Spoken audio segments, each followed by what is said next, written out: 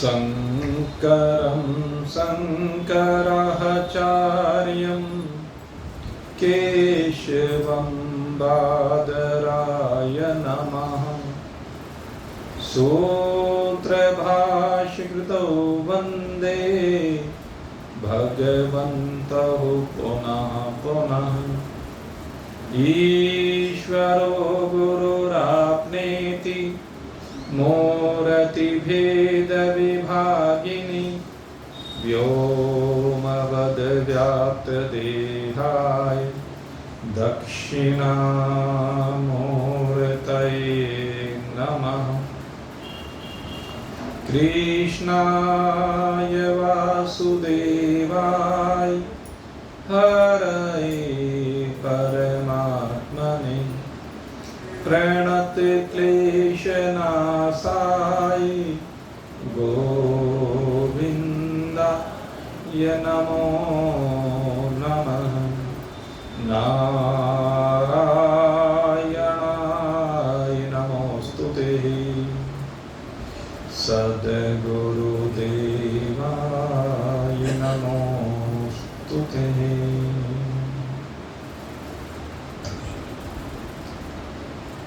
उपस्थित भाग्यवान सज्जनवृत्त,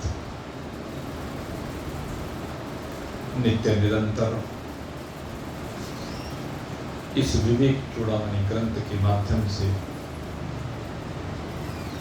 ब्रह्म और आत्मा की एकता का प्रतिपादन किया गया। और भगवान शंकराचार्य अब इस आत्मा और परमात्मा की एकता का जिसको बोध हो जाता है तो उसकी सर्वत्र आत्मदृष्टि हो जाती है। उसे सर्वत्र परमात्मा की अतिरिक्त और कुछ भी दिखाई नहीं देता है। वो सर्वत्र सबके साक्षी ज्ञान स्वरूप परमात्मा में अपने चित्त को बिल्कुल निश्चल कर लेता है। और दूसरे शब्दों में कहें तो अपने में ही अपने आप को निश्चल कर लेता है, स्थिर कर लेता है और सर्वत्र अपने को ही परिपूर्ण रूप से देखता है। उसे चराचर जगत में अपने अतिरिक्त तो कोई दिखाई ही नहीं देता। यहां जो आत्मदृष्टि की बात कर रहे हैं उसमें बड़ा दिव्य विवेचन भगवान शंकराचार्य ने किया है। और इस विवेचन से जो हमारे में अज्ञान से कल्पित ये देह भाव, इंद्रियों का भाव, प्राणों का भाव, अंतःकरण चतुष्ट का भाव, कि तो जितनी भी उपाधियां अपने आप में हमने कल्पित की है, इन सब की निवृत्ति होकर के कहते सर्वत्र एक को देखा जाता है। एक के अतिरिक्त तो कोई दिखाई नहीं देता। जैसे महाकाश, घटाकाश सब निवृत्त हो जाते हैं। अनेक घड़े तो उन घड़ों में सब में अलग अलग आकाश प्रतीत तो होता है।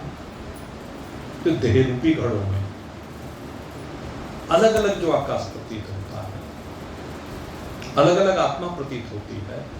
तो जैसे घड़े के टूट जाने पर घड़े का आकाश महाआकाश में यानी व्यापक आकाश में लय हो जाता है। घड़े की वायु समष्टि वायु में लय हो जाती है। तो जिसको स्वरूप का बोध हो जाता है उसके घड़े फूट जाते हैं। और उसका केवल अपना ये घड़ा, शरीर रूपी घड़ा ही नहीं फूटता है, अपितु इस ब्रह्मांड में जितने भी घड़े हैं, कह लीजिए जितने भी शरीर हैं, उसकी दृष्टि में वो फूट जाते हैं, वो सब लय हो जाते हैं। इसलिए वो सर्वत्र अपने से भिन्न और कुछ देखता ही नहीं है। वह महाआकाश रूप से सर्वत्र अपने आप को देखता है, क्योंकि आत्मा परमात्मा ही है। परमात्मा से भिन्न आत्मा कोई दूसरी वस्तु नहीं है। इसलिए अपने आप को ही परमात्मा रूप से अवलोकित करता है। सारी उपाधियां कहां से प्रारंभ हुई? ब्रह्मा जी से उपाधि प्रारंभ होती है सबसे पहले, जहां से सृष्टि का सृजन होता है। सबसे पहले जो जीव भाव आता है वो ब्रह्मा जी का जीव भाव है, और ब्रह्मा जी का जीव भाव आगे अनेक जीवों की उत्पत्ति का कारण बनता है। ब्रह्मा जी अनेक प्रकार की सृष्टियों का सृजन करते हैं। कहते हैं ब्रह्मा जी से लेकर आगे जो भी वो सृष्टि करते हैं तृण पर्यंत, एक धूल का छोटे से छोटा कण, कहते सारी की सारी उपाधियां हैं, और ये सारी उपाधियां भ्रम से प्रतीत हुई है, अज्ञान से प्रतीत हुई हैं, मिथ्या हैं। जब एक बार अपने स्वरूप का बोध हो जाता है तो ये सब अपने स्वरूप में ही लय हो जाती है, अपना स्वरूप ही हो जाती है। इन सब में परिपूर्ण अपना स्वरूप दिखाई देता है, आत्म स्वरूप दिखाई देता है। जहां जहां भी भ्रम से किसी भी पदार्थ की कल्पना हुई है, किसी जीव की कल्पना हुई है, कहते वो कल्पना जब निवृत्त हो जाती है, और कल्पना कब निवृत्त होती है? जब आधार रूप से अपना ही ज्ञान हो जाता है कि मैं ही आधार हूं, मेरे में ये सब कल्पित हो रहा है। स्वप्न के संसार की भांति दृष्टा में ही संकल्प से स्वप्न खड़ा हो जाता है, संसार खड़ा हो जाता है। उसी प्रकार से सारा कल्पित जो भी प्रकट हुआ है, कहते वो सब मेरे से भिन्न नहीं है, वो सब मैं ही हूं। क्योंकि आधार में जो भी कल्पना होती है, जो आधार होता है उसमें जो भी कल्पना होती है वो उससे भिन्न हो ही नहीं सकती। तीन का जैसे रस्सी में सर्प की कल्पना हुई है, रस्सी में सर्प है नहीं, तीन काल में रस्सी में सर्प है क्या? पहले भी रस्सी है, भ्रम काल में भले ही सर्प प्रतीत हो रहा है लेकिन है तो रस्सी। और जैसे ही सर्प की भ्रांति दूर होती है फिर से रस्सी ही प्रतीत होती है। सीपी में भ्रम से चांदी प्रतीत होती है, पहले भी सीपी है, भ्रम काल में सीपी में जब चांदी प्रतीत हो रही है तो तब भी सीपी ही प्रतीत, भले चांदी हो, और बाद में चांदी की निवृत्ति होने पर फिर भी सीपी है। तो इसी प्रकार से ये जो आपका आत्मा है पहले भी आत्मा ही है, बीच में आत्मा में जीव भाव की प्रतीति होती है, शरीर भाव की प्रतीति होती है, व्यवहार की प्रतीति होती है। और जब अपने स्वरूप का बोध हो जाता है, आत्मा का ज्ञान हो जाता है, तो उस समय शरीर की निवृत्ति हो जाती है। और शरीर की निवृत्ति होने के बाद भी क्या रहता है? आत्मा ही रहता है। पहले भी आत्मा था, बाद में भी आत्मा है, और बीच में भी ये सत्य समझ लीजिए कि भ्रांति काल में भले ही शरीर प्रतीत हो रहा हो, जीव प्रतीत हो रहा हो, लेकिन है तो आत्मा ही। आत्मा कहीं गया नहीं, आत्मा सदा एक रस रहता है। ये आत्मा परमात्मा रूप है, परमात्मा ही है, इससे भिन्न और कुछ भी नहीं है। और अब जो दो मंत्र हैं, यहां पर भगवान शंकराचार्य आत्मा के स्वरूप का वर्णन करते हुए क्या कहते हैं, इस बात को समझने की आवश्यकता है। ऐसे मंत्र, ये श्लोक कह लीजिए, मंत्र कह लीजिए, भाव कह लीजिए, ये वेदांत की पराकाष्ठा के मंत्र हैं।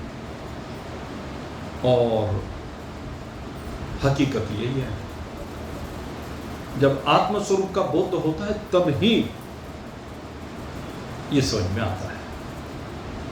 क्या कहा? स्वयं ब्रह्मा स्वयं विष्णु स्वयमिन्द्रः स्वयं शिवः स्वयं विश्वमिदं सर्वं स्वस्मादन्यन्न किञ्चन। हकीकत यही है कि ब्रह्मा आप ही हैं, विष्णु आप ही हैं, शिव आप ही हैं, इंद्र आप ही हैं। ये सारे का सारा विश्व जो भी कुछ दिख रहा है वो आप ही हैं, आपसे भिन्न और कुछ भी नहीं है। हमारे गुरुदेव ने एक भजन लिखा और उस भजन में भी एक भाव बहुत सुंदर आया है। वहाँ डेरा जमाया मेरी जान, जहाँ कोई नहीं जाता, वहाँ डेरा जमाया मेरी जान। ब्रह्मा विष्णु महेश की चटनी गुण सब्जी परमान। ब्रह्मा विष्णु महेश की चटनी गुण सब्जी परमान। तर्क वितर्क डूबता जिसमें, तर्क वितर्क डूबता जिसमें, नहीं होता अनुमान। वहाँ डेरा जमाया मेरी जान, जहाँ कोई नहीं जाता, वहाँ डेरा जमाया मेरी जान। ये है भाई वेदांत की पराकाष्ठा। अब जो नहीं समझ पाते तो भ्रमित हो जाते हैं, क्योंकि ब्रह्मा विष्णु महेश, अब ये तो सर्वोपरि शक्ति है। बिल्कुल ठीक है भाई बात। इस बात को कब कहा गया? जब तक स्थूलता है, जब तक शरीर भाव है, तब तक ब्रह्मा विष्णु महेश ये सर्वोपरि शक्ति है। इनकी 5 शक्तियां, ये जो 5 शक्तियां हैं, ज्ञान शक्ति है, क्रिया शक्ति है, द्रव्य शक्ति है, तेजोमयी शक्ति है और प्राण शक्ति है। तो इन 5 शक्तियों के नाम भी रखे हैं भाई। शक्ति जो है, क्योंकि हमारे यहाँ बिना नाम के कोई कल्पना नहीं की गई, और नाम के बगैर किसी चीज को कहें तो कैसे कहें। तो इनकी 5 देवियां बना दी गई। ज्ञान की अधिष्ठात्री देवी सरस्वती नाम दे दिया। भगवान की वो शक्ति जिससे ज्ञान होता है, उसका नाम क्या है? सरस्वती। और कहते हैं जितनी क्रियाएं होती हैं जगत में, भगवान की वो शक्ति जिनसे क्रियाएं होती हैं, उसको मां गौरा नाम दे दिया। कहते जितनी द्रव्य में शक्ति है, जिससे सारा संसार चलता है, संसार का व्यवहार चलता है, शरीर का पोषण होता है, रहने की व्यवस्था होती है, खाने की व्यवस्था होती है, पहनने की व्यवस्था होती है, संसार जिससे चल रहा है, वो द्रव्य में शक्ति। कहते हैं जो भगवान के द्रव्य में शक्ति है, इसको लक्ष्मी नाम दे दी। और कहते हैं कि ये सारी शक्तियों में जो क्रिया होती है, वो किससे होती है? बल से होती है। एक बल होता है, एक तेज होता है शरीर में, और उसको क्या नाम दिया? उस तेजोमयी शक्ति को गायत्री सावित्री नाम दे दिया। गायत्री मंत्र की बड़ी महिमा हमारे यहाँ कही गई है, और वेदों में अनेक गायत्री मंत्र हैं। एक जो मंत्र सामान्यतः बोला जाता है, केवल वही गायत्री मंत्र नहीं है, उसमें भी प्रार्थना ही है भगवान से। सन्मार्ग पर चलने की प्रार्थना है, बुद्धि को भगवान ऐसी शक्ति से संयुक्त करें कि उसके द्वारा जो भी कुछ हो रहा है वो तेजोमयी हो जाए, ये बुद्धि तेजोमयी हो जाए, बुद्धि मेधावी हो जाए। धियो यौनः प्रचोदयात्, भावना यही तो की गई उसमें। परमात्मा से प्रार्थना की गई, भूलोक के स्वामी, भूलोक के स्वामी, अंतरिक्ष लोक के स्वामी, स्वर लोक के स्वामी है, समस्त लोकों के स्वामी, अनंत कोटि ब्रह्मांडों के नायक, ओम भूर्भुवः। हम आपके उस दिव्य तेज का वर्णन करते हैं। ये जो तेज, गायत्री मंत्र में तेज की प्रार्थना की, उस तेज का, उस बल का, उस शक्ति का हम वर्णन करते हैं, उसको ग्रहण करते हैं। आप हमें उस शक्ति को प्रदान कीजिए। अनेक भावनाएं होती हैं।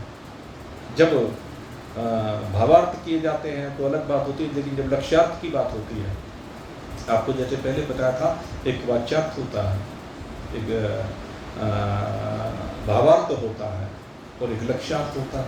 तो लक्ष्यार्थ में लक्षणा लगाई जाती है, और लक्षणा जब लगाई जाती है तो उसमें अनेक भाव निकलते हैं।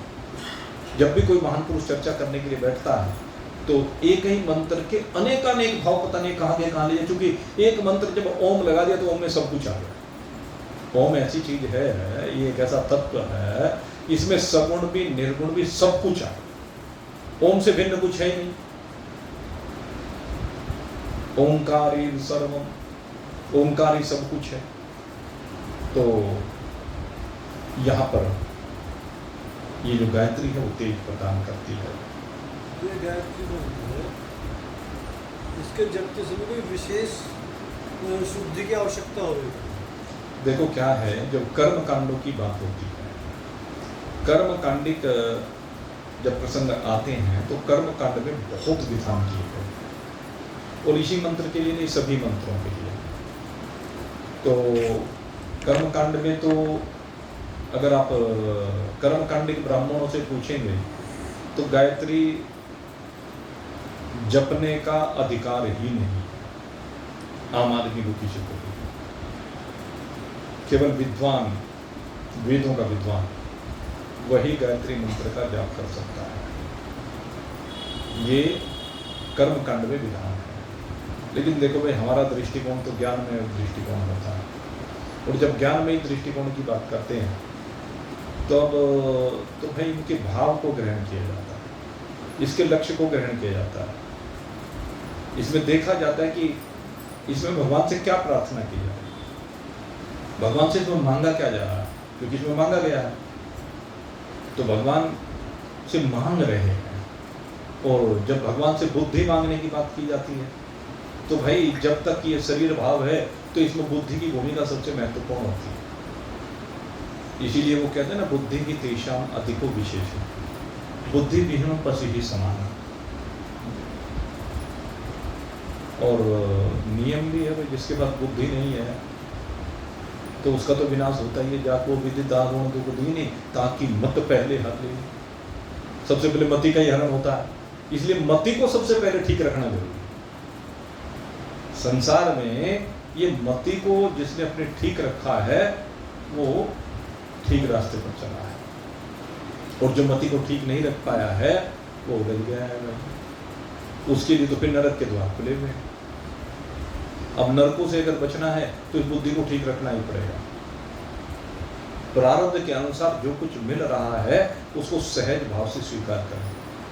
तेरे फूलों से भी प्यार, तेरे कांटों से भी प्यार, जो भी तू भेजे सकता हमको वही है स्वीकार। सुख सपना दुख बुद्ध होता दोनों है मेहमान। सबको आदर दीजिए जो भेजे भगवान। भगवान ने जब आपके जीवन में विपरीतता भेजी है, सुख की बात में नहीं करता, जब विपरीतता भेजी है तो परीक्षा तो वही है। उस परीक्षा की घड़ी में आप सफल होते हैं या असफल होते हैं। शरीर में 100 तरह के विकार आते हैं भाई। अब ये विकार है क्या? तेरे पाप का परिणाम है, पहली बात। दूसरी बात, तेरे पाप का विनाश भी है। ये भी तो सोच सकता है कि जितने दुख आ रहे मेरे पापों का विनाश होता जा रहा, आगे के लिए रास्ता खुलता जा रहा, और फिर जो आया है सो जाएगा। ये दुख आ रहे हैं तो जाएंगे भी, इसलिए इनको सहज भाव से सहन करो। और जितनी इनमें नेगेटिव फीलिंग होगी उतना ही ज्यादा दुख पाएगा। ये आपको सूत्र की बात बता रहा। जितना ज्यादा इनके बारे में चिंतन करोगे उतना ही तड़फ आएंगे। अगर तड़फने से बचना है तो सहज हो जाओ, मन को दूसरी ओर डाइवर्ट करो। जिस समय ये दुख आए, विपरीतताएं आए, तो मन को दूसरी ओर डाइवर्ट करो। और दूसरी ओर कहाँ डाइवर्ट करें? तो कहते हैं भाई मेरे तो 100 दुख खाती एक बूटी राम नाम थी। इसका एक इलाज है, अपने मन को परमात्मा की ओर डाइवर्ट कर दो। अपने स्वरूप की ओर डाइवर्ट कर दो। जैसे ही आप आत्म भाव में आएंगे शरीर दिखेगा ही नहीं, शरीर प्रतीत ही नहीं हो, तो शरीर का दुख कैसे अनुभव होगा ही नहीं अनुभव। अगर हम आत्म भाव में स्थित हो जाएं तो शरीर से पृथक हो जाते हैं, और ये अनुभव सिद्ध बात है भाई, मनीषियों के अनुभव है भाई। मनीषियों ने इशारों में इनका वर्णन भी किया है, तो इनको समझना। आत्म भाव में स्थित होने के बाद आप सोच के देखो, जो यहाँ पर ये है, आत्म भाव में ब्रह्मा आप में लीन हो गया, शिव आप में लीन हो गए, विष्णु आप में लीन हो गए, इंद्र आप में लीन हो गया, सारा विश्व आप में लीन हो गया। स्वयं विश्व रूपम, ये भी कहा ना, स्वयं विश्वमिदं सर्वम, सारे का सारा विश्व जब आप में ले होगे तो फिर छोटे मोटे से जो शरीर के विकार हैं वे कहाँ जाएंगे? और इससे बड़ी क्या बात होगी? स्वयं ब्रह्मा, स्वयं विष्णु, स्वयं इंद्र, स्वयं शिव, कितने बड़े भाव भगवान शंकराचार्य यहाँ पर दे रहे हैं। विचार की ऐसे भाव आपको सब जगह देखने को नहीं मिलेंगे, सब जगह सुनने को नहीं मिलेंगे।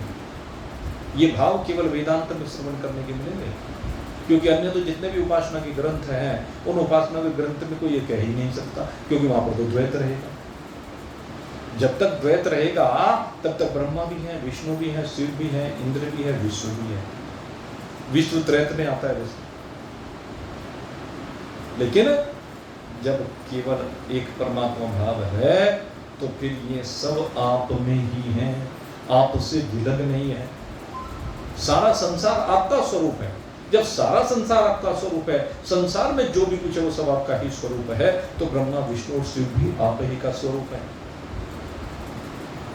जब आत्म दृष्टि हो जाती है, ये है आत्मनिष्ठ, ये है वो आत्म तत्व जिसमें सब कुछ आप ही हैं।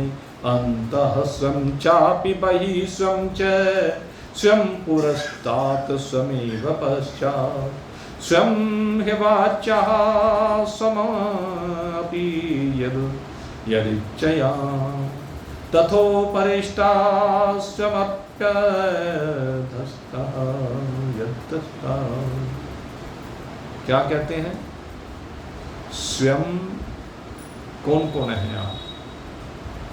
कहने अंत है।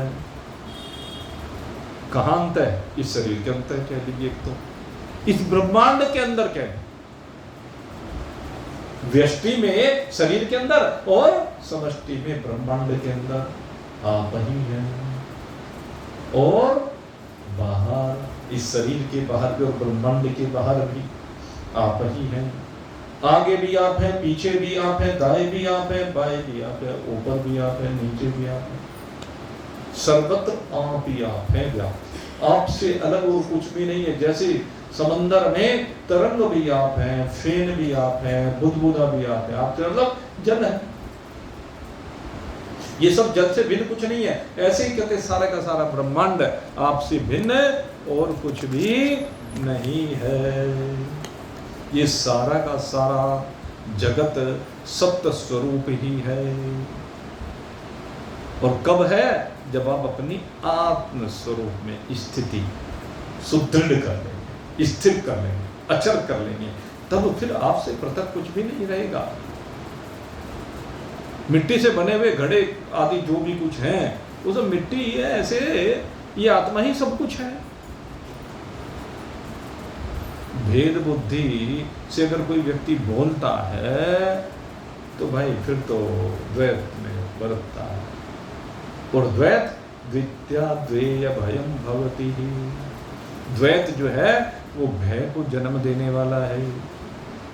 और जब द्वैत का अभाव हो जाए तो फिर तो आप ही बिल्कुल निर्मल निर्विकल असीम निश्चल निर्विकार, बाहर और भीतर सबसे शून्य, बाहर और भीतर फिर रहता ही नहीं है, बिल्कुल अनन्य भाव से अद्वितीय भाव से आप ही हैं।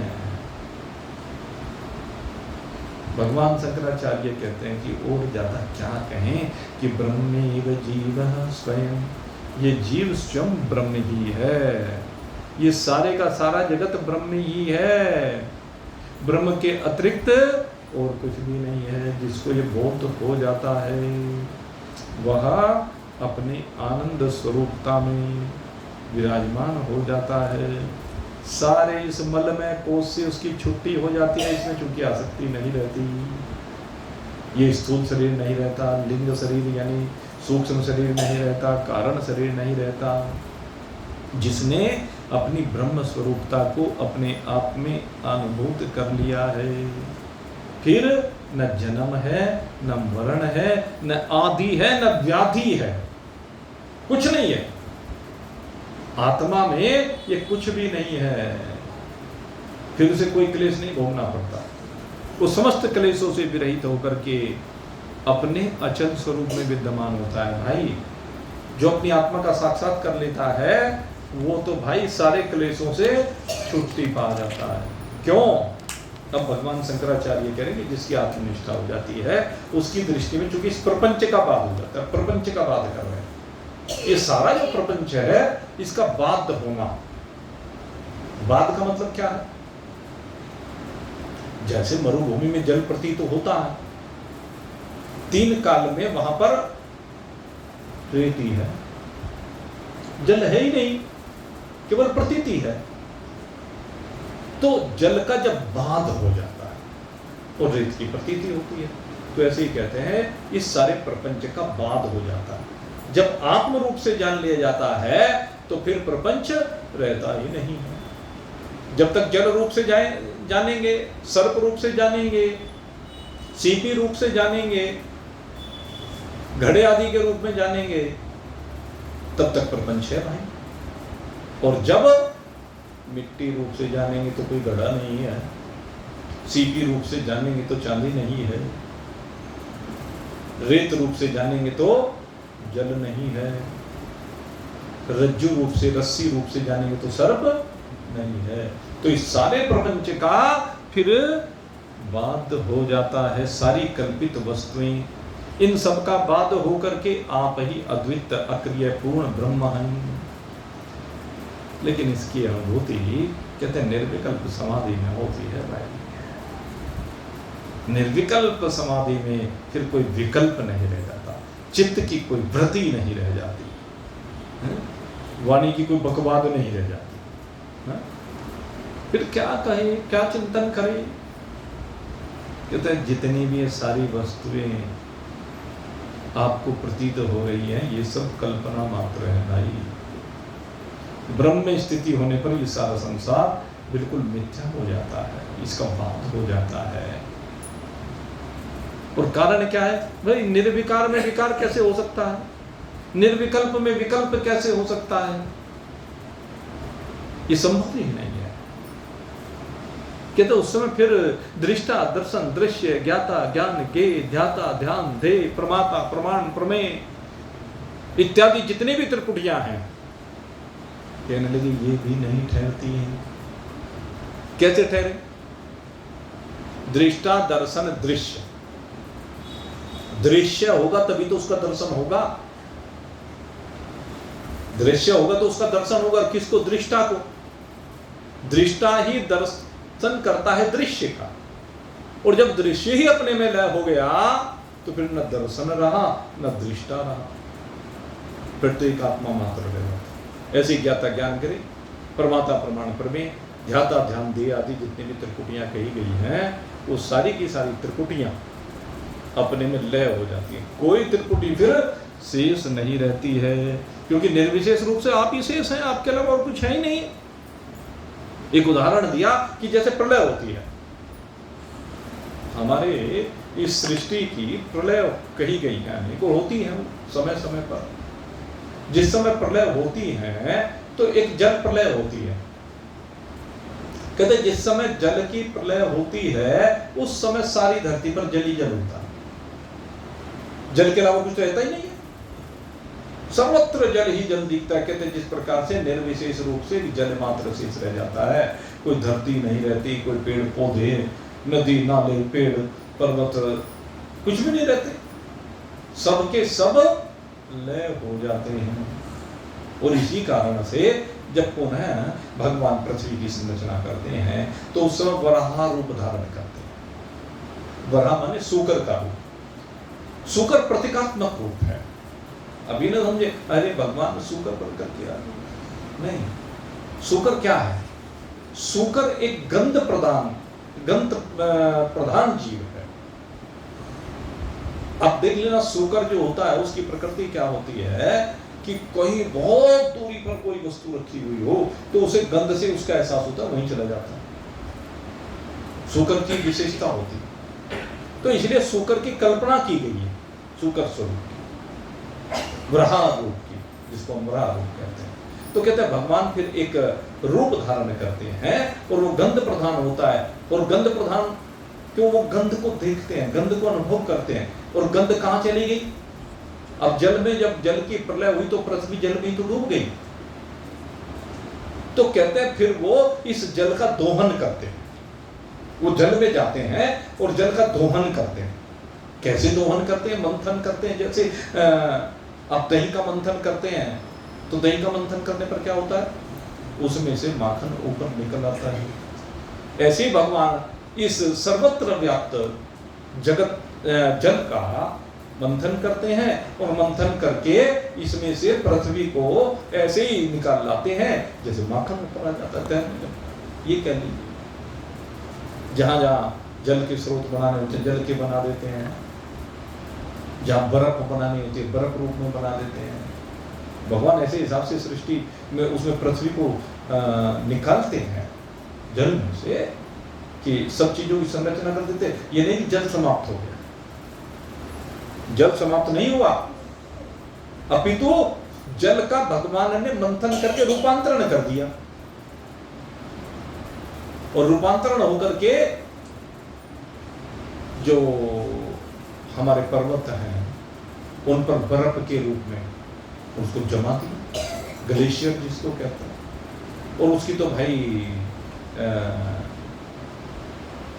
क्या उसकी महिमा कहें, क्या उसकी शक्ति कहें, समंदर में बर्फ को जमा दिया, समुंदर जमा दिए उसने।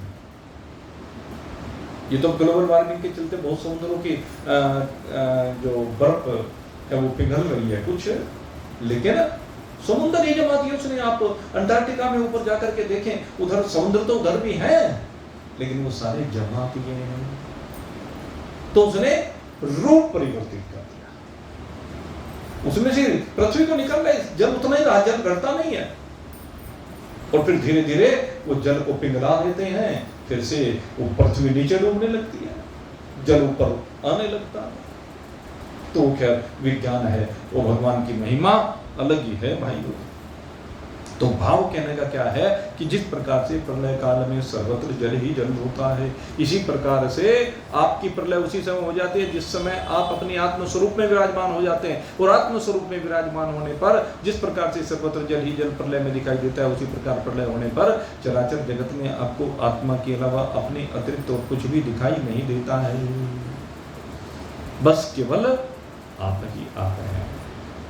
जिस प्रकार से प्रकाश के होने पर अंधकार टिकता नहीं है, उसी प्रकार से ज्ञान के होने पर यह भ्रम, यह ज्ञान टिकता नहीं है, यह भेद टिकता नहीं है।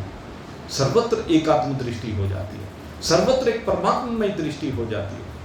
जैसे जागृत का संसार है, स्वप्न का संसार है, लेकिन सुसुप्ति अवस्था में पहुंच जाओ तो सुसुप्ति अवस्था में जागृत में जितने प्रकार का संसार दिख रहा है, स्वप्न में जितने प्रकार का संसार दिख रहा है, फिर वो भी दिखता है क्या? सुसुप्ति में तो दिखाई नहीं देता, सुसुप्ति में सब लय हो जाता है और क्या रह जाता है? एक आप रह जाता है। तो ऐसे ही समाधि का काल है, ऐसे स्वरूप बोध का एक काल है, निर्विकल्प समाधि जिसको कह रहे हैं।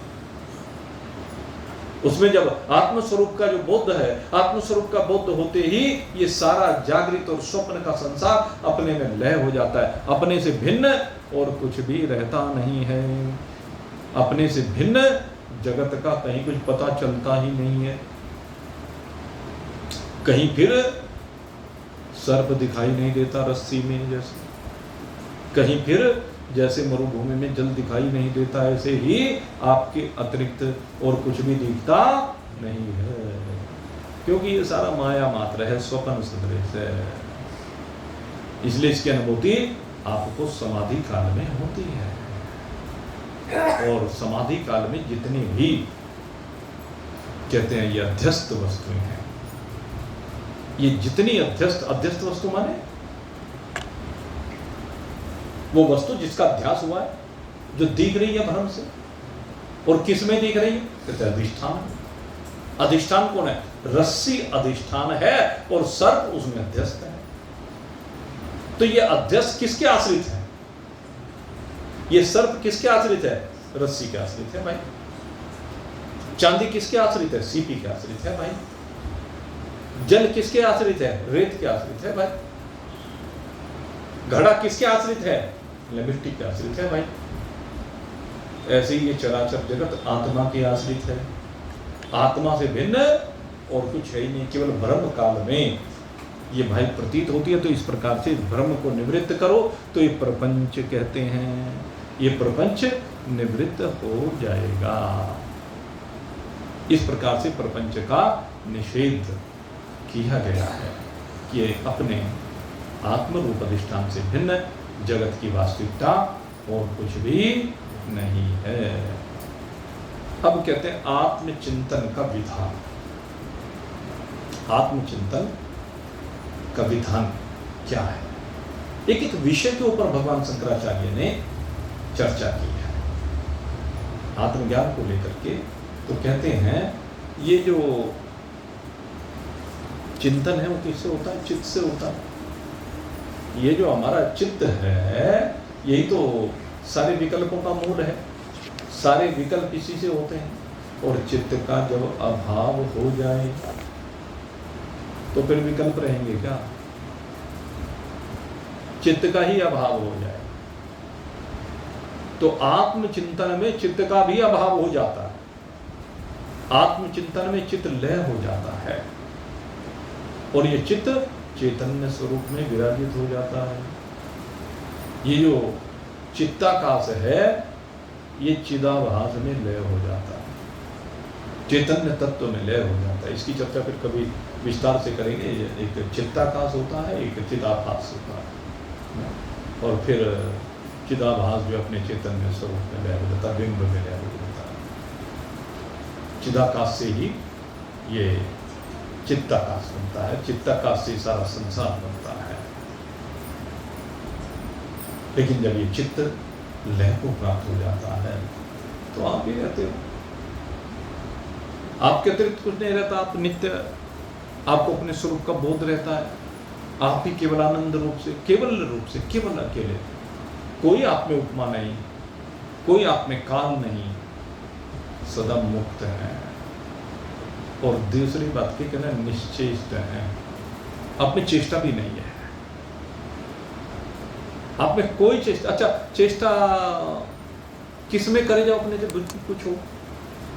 चेष्टा तब होती है ना जब कोई चीज दूसरी दिखाई दे, तभी तो चेष्टाएं होती हैं, तभी तो क्रियाएं होती हैं। और जब सर्वत्र एक ब्रह्म का अवलोकन करते हैं तो फिर कोई चेष्टा नहीं, कोई कला नहीं, बस केवल आप अपनी ब्रह्म स्वरूपता का समाधि अवस्था में अंतःकरण में साक्षात अनुभव करते हैं। वहां पर फिर न कोई कार्य रहता है, न कोई कारण रहता है। कारण भी नहीं रहता क्योंकि आप ही हैं और आप किसी के कारण नहीं है, आप किसी का कार्य भी नहीं। कार्य और कारण दोनों भावों से बिल्कुल रहे। कोई आपकी भावना नहीं, कोई मानवीय भावना नहीं, कोई चित्त का चिंतन नहीं। अपने आप को चित्त से ऊपर उठा दिया है और अब समरसता में आ गए हैं, एक रसता में आ गए हैं, एक रूपता में आ गए हैं।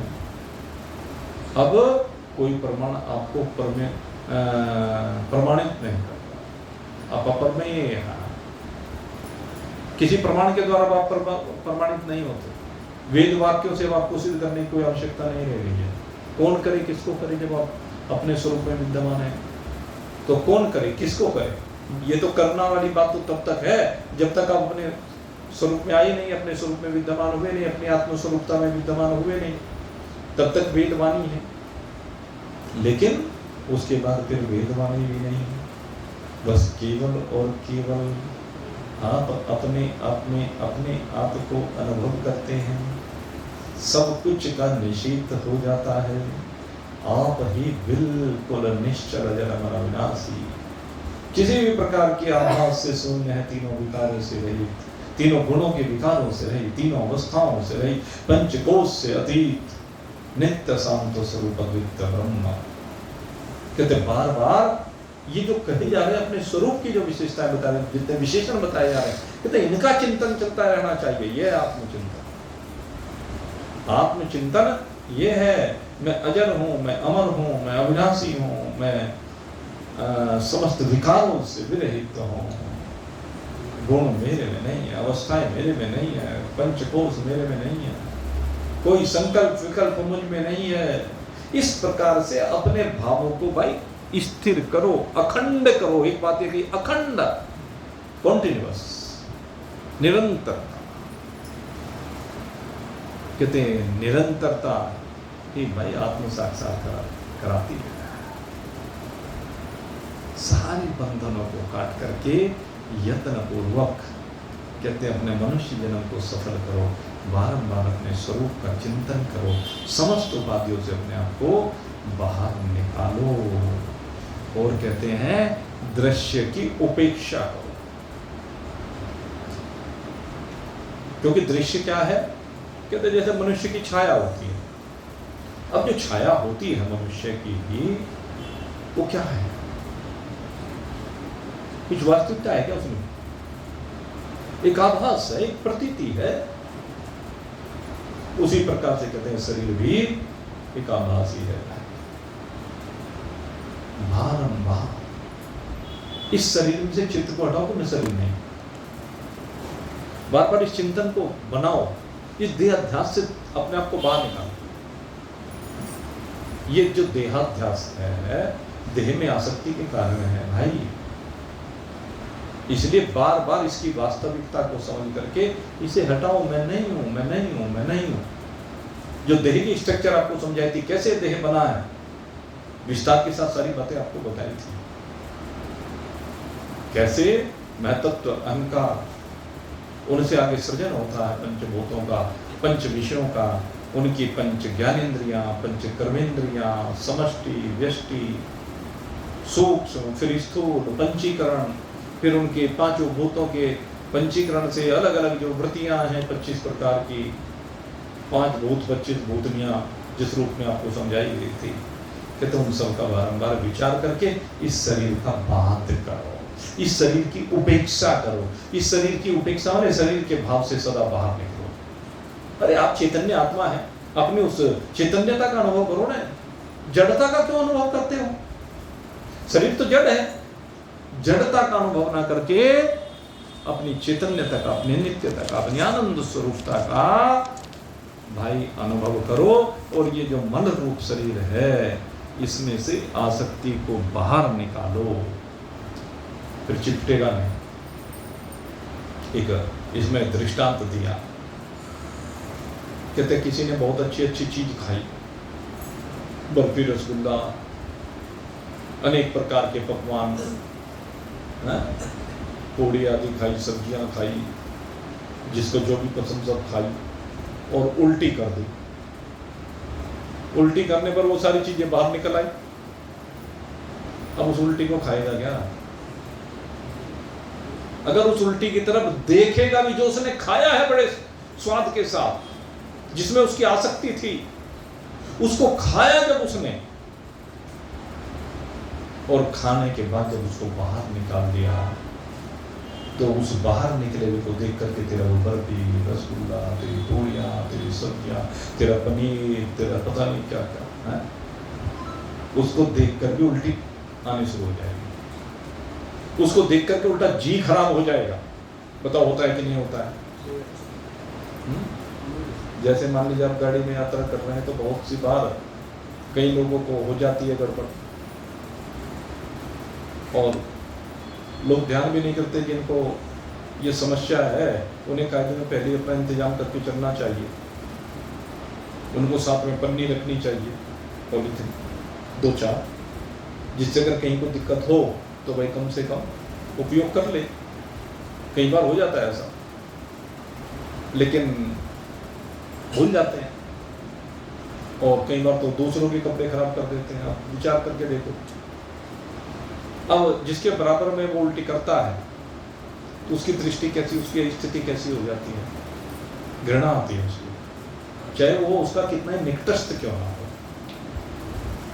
कितना ही निकटस्थ संबंधी हो। लेकिन भाई चाहे वो कहे ना, संबंधों के बस कुछ कहे ना, लेकिन घृणा तो उसको उससे होती है। उस व्यक्ति से घृणा नहीं हो रही, उस उल्टी से घृणा हो रही है, उसके भाव से घृणा हो रही है कि इंतजाम करके नहीं करता।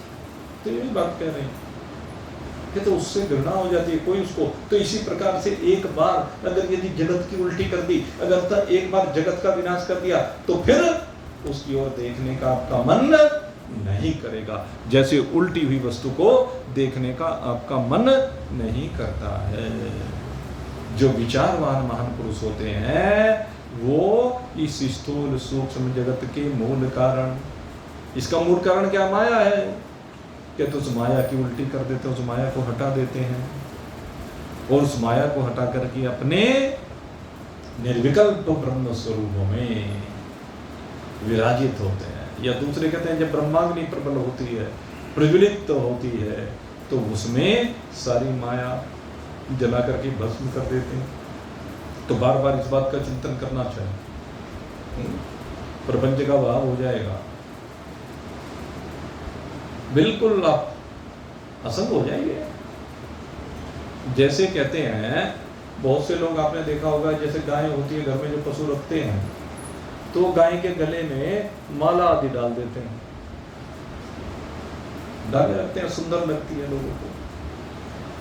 लेकिन अगर गाय के दृष्टिकोण से देखे, उसे उस माया में कोई आकर्षण, उस माला में कोई आकर्षण नहीं उसका, वो गले में पड़ी हुई है तब भी कुछ फर्क नहीं, और अगर यदि वो टूट करके कहीं भी गिर जाती है तो उसका कोई आकर्षण नहीं, उसकी कोई चाहत नहीं, उसकी ओर वो ध्यान भी नहीं देती। तो ठीक इसी प्रकार से ये माया रूपी माला को, ये शरीर रूपी माला को, ये रहे या छूटे, दोनों में सम हो जाए। ये शरीर रहे या जाए, आप तो आनंद स्वरूप ब्रह्म है, आपको क्या लेना देना। बार बार चिंतन कीजिए, जो तत्ववेत्ता होते हैं उस शरीर की ओर देखते भी नहीं है, क्योंकि जो अपनी आत्मा को जान लेता है फिर वो इस शरीर के चक्कर में नहीं फंसता है, इस शरीर की ओर ध्यान नहीं देता है, वो तो सदा अपने आनंद से संयुक्त रहता है, अपने आप में आनंद लेता, अपने स्वरूप का आनंद लेता है। और भाई आनंद ही सबका अपना स्वरूप भी है और सबकी चाहत भी, इसीलिए तरह तरह से सब प्रयास कर रहे हैं, कोई कहीं कोई कहीं कोई कहीं, इस आनंद की खोज भी तो ढूंढ रहे हैं। लेकिन सच्चा आनंद केवल अपने आप में है, सच्चा आनंद तो आप स्वयं है, कर अनित्य का फल आने वाला मौत का है, तो थोड़े दिन में मौत का तूफान आने वाला है, लेकिन आपकी मौत हो ही नहीं सकती। आप एक पक्का निश्चय कर ले तो फिर आपकी मौत कहाँ। आपने मौत की कल्पना अज्ञानियों के द्वारा की गई है, ज्ञानी में कहीं किसी के न जन्म है न मृत्यु है, ज्ञानी जन्म और मृत्यु दोनों से परे है। तो इस प्रकार भगवान शंकराचार्य ने इस आत्म तत्व की निष्ठा, इस प्रपंच का वाद इत्यादि के बारे में चर्चा की है। और अब जब भी जो कोई प्रयास करता है, कोई भी कार्य करता है, तो किसके लिए करता है, कहते हैं फल के लिए करता है। तो अब तक जो कुछ आपने सुना है उसमें जिसकी विराजमानता हुई हो, तो क्या चाहता है, फल। चिंतन को त्यागे बिना समाधि की गहन अवस्था को प्राप्त किए बिना, चित्त के चिंतन को त्यागे बिना समाधि की गहन अवस्था को प्राप्त किए। चित्त के चिंतन के त्यागे बिना क्या समाधि की अवस्था प्राप्त नहीं की जा सकती है, निर्विकल्प अवस्था प्राप्त नहीं की जा सकती है, ये इनका प्रश्न है। देखिए, विषय यह है कि चित्त का चिंतन पहले संसाराकार होता है। जब तक संसाराकार की बात है तो वहाँ कोई चर्चा ही नहीं। लेकिन दूसरी बात आई, चित्त का चिंतन अगर डाइवर्ट हो जाए, क्योंकि प्रारंभ में तो चित्त के चिंतन को ही डाइवर्ट करना पड़ेगा, और चित्त का चिंतन कहाँ हो? आत्माकार हो। अपने स्वरूप का निरंतर चिंतन होते होते ही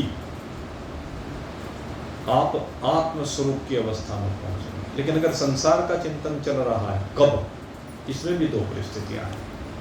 एक तो आपके साधन काल में चित्त का चिंतन चल रहा है। साधन काल में जब चित्त का चिंतन चल रहा है तो उस समय संसार में फंसेंगे। लेकिन जिस समय एक बार अपने स्वरूप का बोध हो गया, फिर चित्त आप है ही नहीं, फिर चित्त कहीं जाए, आप उससे असंग हैं, उससे विलग हैं।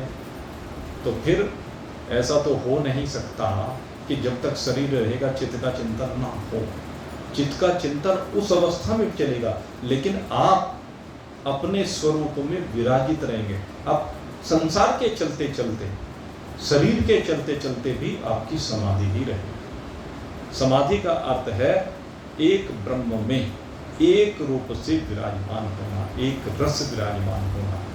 शरीर की क्रियाएं भी चलेंगी, गृहस्थ की क्रियाएं भी चलेंगी, समाज की क्रियाएं भी चलेंगी, लेकिन आप उन सब क्रियाओं में केवल एक ब्रह्म में अध्यास को देखेंगे। ये ब्रह्म में ही माया के कारण सांसारिक जो अध्यास हो रहा है, मैं उससे बिल्कुल विलग हूँ। तो चिंतन तो चलेगा।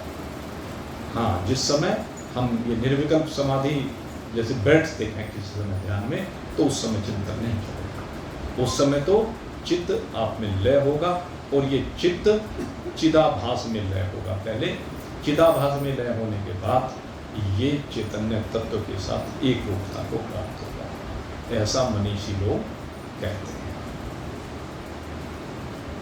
इस प्रकार से विषय आपके सामने रखा गया। अब फल की बात की गई है कि ये जो आत्मज्ञान है, इसका फल क्या है। तो इस फल की चर्चा भाई कल करेंगे।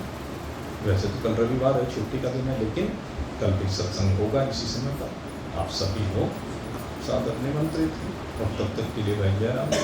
बोलिए सच्चिदानंद भगवान की।